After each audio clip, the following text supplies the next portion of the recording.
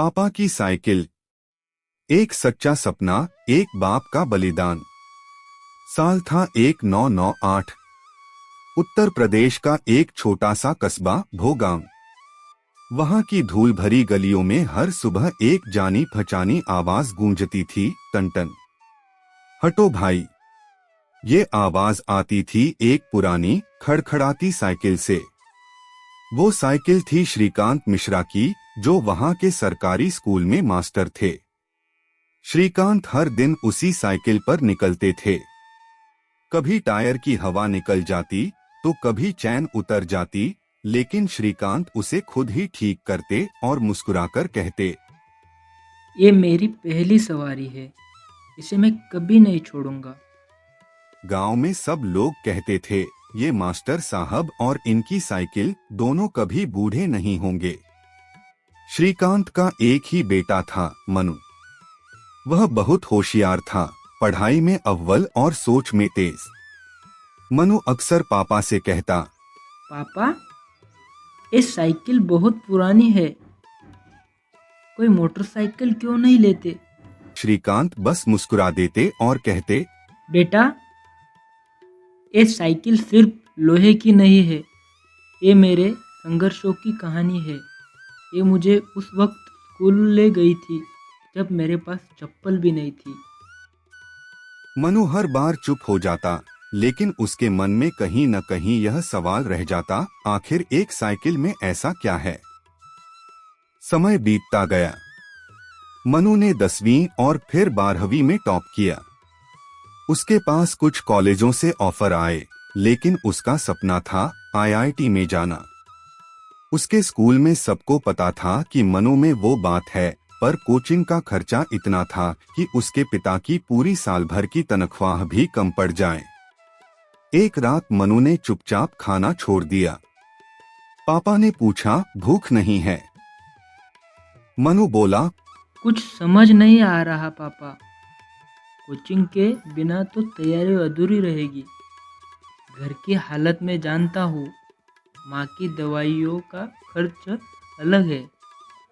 आपकी ट्यूशन और सिलाई के काम से मुश्किल से गुजारा होता है। छोड़ देता हूँ सपना।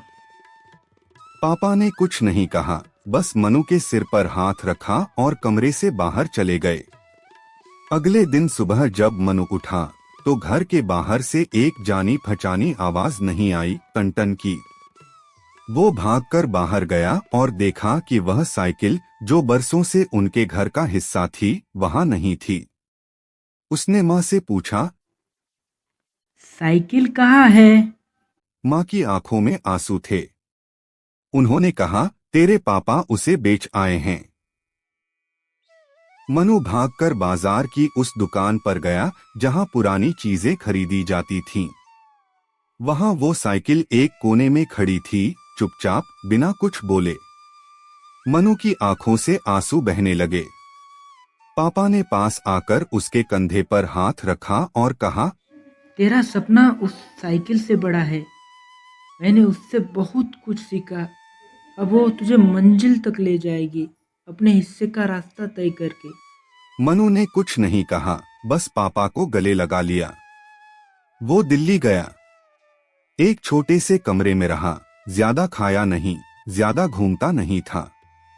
जब भी थकता, हार मानने लगता, वो साइकिल याद आती। जिस तरह से उसके पापा ने अपनी सबसे कीमती चीज बिना एक शिकवा किए छोड़ दी, वैसी निस्वार्थता शायद ही कहीं मिलती। मनु ने दिन रात मेहनत की। कोचिंग सेंटर में उसे कभी कभी पढ़ाने का भी मौका मिला, ताकि फीस का कुछ हिस्सा कम हो सके। 3 साल बाद जब रिजल्ट आया, मनु का नाम देश के टॉप 100 में था। गांव में लाउडस्पीकरों पर उसका नाम सुनाया गया। लोग कहते थे, मास्टर साहब का लड़का चमत्कार कर गया। मनु वापस गांव आया, अपने पापा के साथ। वह कोई शेरवानी नहीं पहना था, न गाड़ी में आया था। वह बस एक छोटी ट्रॉली लेकर घर के बाहर खड़ा था, जहां पहले वो साइकिल खड़ी होती थी। उसने पापा से कहा, चलो एक बार पैदल चलते हैं, उसी रास्ते पर जहां वो साइकिल रोज जाती थी। वो रास्ता धूल भरा था, पर अब मनु के कदम भारी नहीं थे।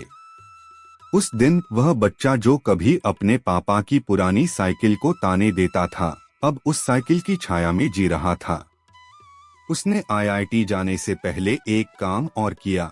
उसी साइकिल जैसी एक नई साइकिल खरीदी, बिल्कुल वैसी ही घंटी, वैसा ही हैंडल, और पापा को गिफ्ट दी। श्रीकांत ने साइकिल को देखा और मुस्कुराकर कहा, अब ये मुझे स्कूल नहीं, तेरे सपनों के आसपास ले जाएगी। आज मनु एक सफल इंजीनियर है, लेकिन उसके घर के ड्राइंग रूम में सबसे पहले जो चीज रखी है वह है एक पुरानी जंग लगी साइकिल जिस पर एक तख्ती टंगी है। इसने मुझे नहीं, मेरे पिता को